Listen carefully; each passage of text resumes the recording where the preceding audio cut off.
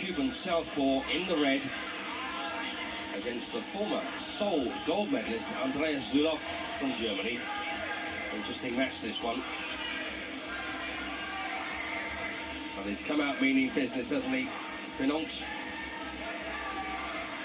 The Cubans might just have the speed of hand to upset the Germans, more so than the European boxers.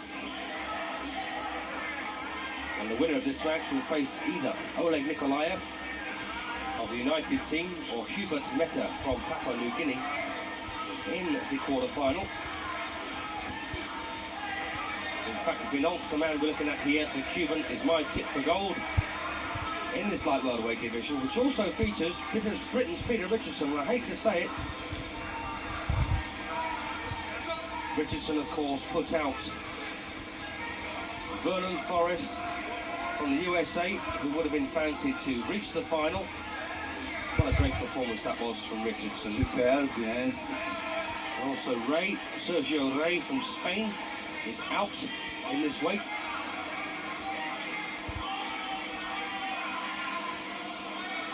Now this just shows you that Zulauf is a typical German-style fighter who's been winning the other fights we've seen rather easily. But look what happens when he's put under pressure. So halfway through round one then, and Zulauf beat a Korean, Jai Kim, in the first round. Binonc beat a Colombian, Edwin Castellani. Binonc won 27-4 against Castellani. Zulauf won 12-0 against the Korean. Remember, Binonc's only 20 years of age. It's a good prospect, doesn't he? And a good tip for gold, I would say.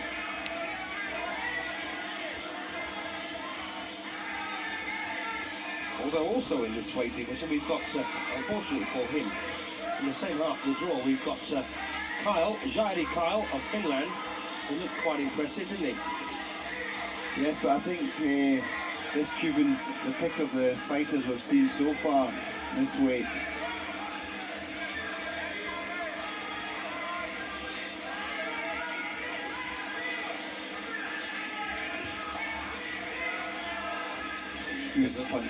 There's a chance that Richardson might get to the final. And if he does, this is the man he's likely to face. In fact, Richardson might tip for silver in this light welterweight division. I'll bet the judges aren't scoring all those blows. Standing count here. So the German, under pressure, doesn't agree with it, but took an awful lot of stick, didn't he? And this man was a gold medal winner 4 years ago. Yep, I think his future's very firmly behind him. So good round there for the 20-year-old Cuban. Hector Binonc. Back 6 points to 2 up after round one. And that's a fair reflection in terms of what we're getting in scores. But I mean, that's a good lead.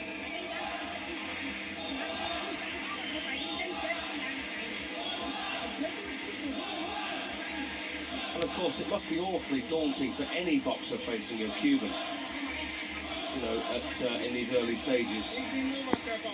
Yeah, I think they're going to be the most successful team here at the Games. It's shaping that way already. The Americans always had a slightly weak team, but they're having a few casualties along the way, which they didn't expect. Certainly, Eric Griffin was very unfortunate.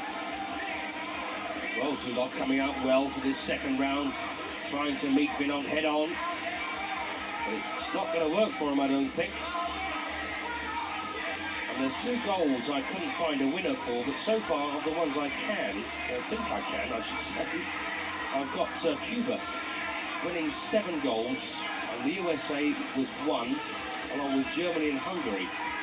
But as I say, 2 to settle yet, in my own mind. And of course, they're all to settle in the minds of those here at Barcelona. Or to be more accurate, Badalona, just outside. Well, he's got a fight in his hands now, the Cuban. Full marks to Zulauf, coming back very strongly.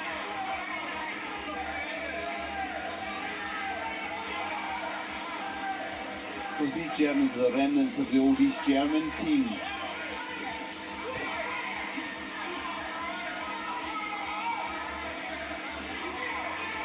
And Cuba knows how to look after its leading sportsman.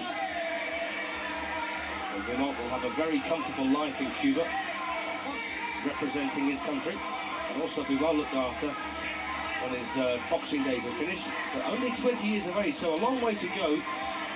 Could be boxing for another 8 years. Could see another 2 Olympics now, couldn't he, Ken? Yes, but you just wonder if some of the Cuban boxers will end up going to America and turning professional. Don't forget the games are in Atlanta in 1996. Some of them might not go back to Cuba after them.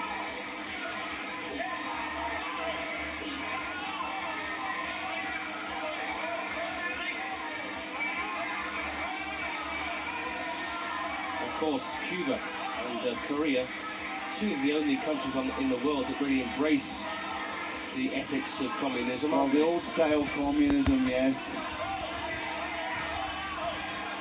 But there's still privilege existing, isn't there?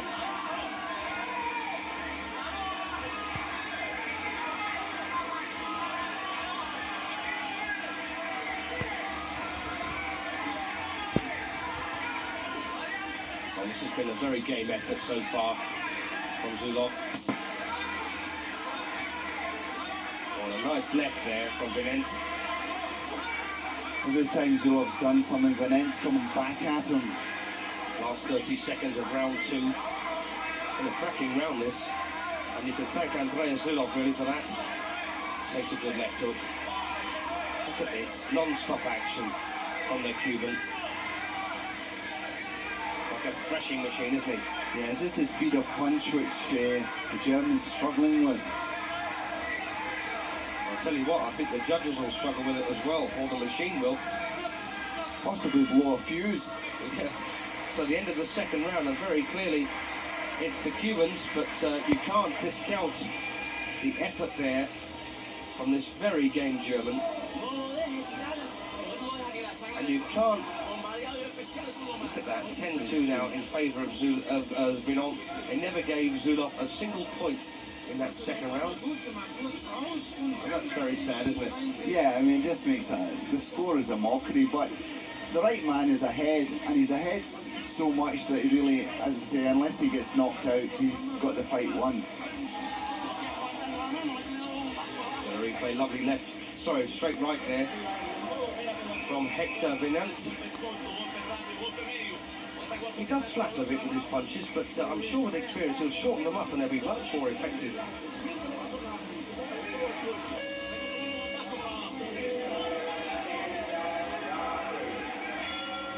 And there's the Cuban support. Well, Zhulov coming out, firing all cylinders for this last round. Vinant more than a match. I'll tell you what, Ken, he's been one of the most attractive Germans that we just saw. Another little German in action, but Andreas Thames, but this man, Zhulov, his back's against the wall and he's fighting well, isn't he? Just a great pity for him to face a Cuban. And he's going to go home without a medal. Got to reach the semi-final stages, remember? Yes, this would even have made an attractive final.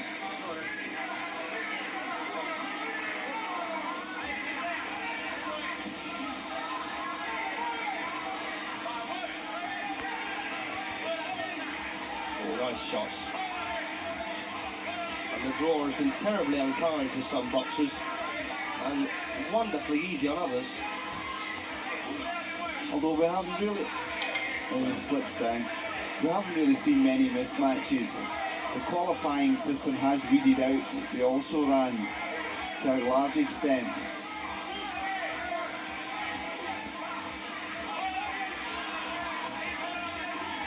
Well, I've seen nothing so far in this match to make me change my mind about Vinant being a hot favourite for gold in this light welterweight division. But that said, we've had hot favourites go out previously. The Yanks are bereft so far of some of their lesser weight talent, aren't they? Yes, they are.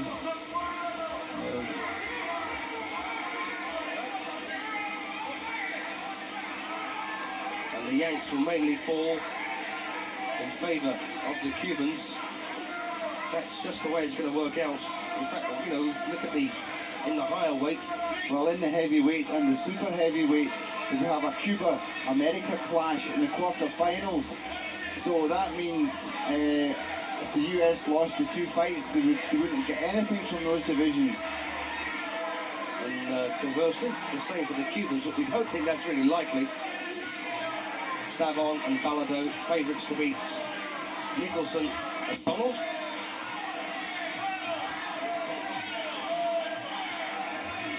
Yes, I think if you put Zulov in with most fighters in this division, he would be dominating the fight and fighting at his own pace.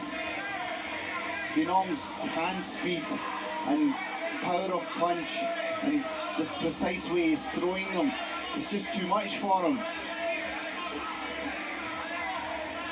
Last 20 seconds then of the third and last round, and a fantastic effort from these two boxers. Andreas Zulov, the German in the blue, against Hector Benant, the Cuban.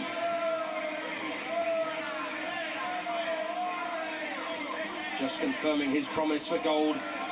I absolutely agree with you, Ken. If it wasn't for the fact that the Cuban was in front of Zulov would sail through to the quarter-final stage, but not to be. One thing though, he can pat himself on the back for putting up such a game effort here against this Cuban. So it looks like Benant's going to go through to face Oleg Nikolaev or Hubert Meta in the quarterfinals. That's the last 8, of course. Here we're on the last 16. Very talented young man there. Good to watch too. The pair of them, in fact.